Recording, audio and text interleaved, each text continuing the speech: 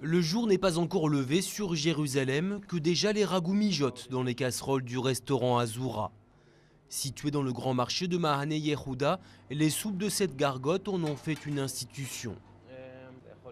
Ça peut être un travailleur du marché, ça peut aussi être un ministre ou un avocat qui vient manger ici, un président ou un ministre des Finances, même le Premier ministre venait ici.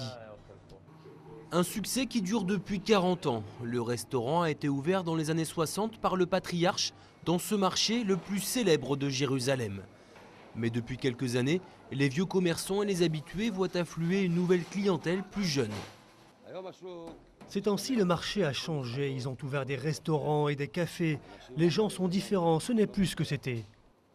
En un mot, le quartier s'est boboisé. Les bourgeois bohèmes ont pris possession de ce marché au charme désuet et authentique. Désormais, entre les étals de fruits et de poissons, on trouve des boutiques de luxe et des épiceries fines.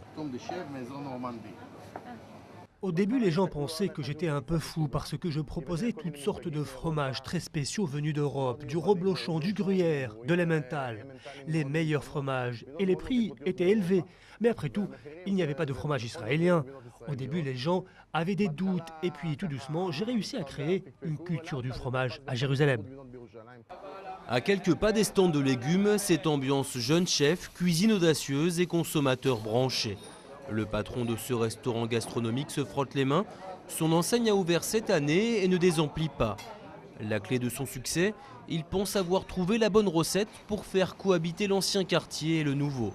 Ses produits ne sont pas cachers, mais il ferme le vendredi soir et le samedi pour respecter le Shabbat.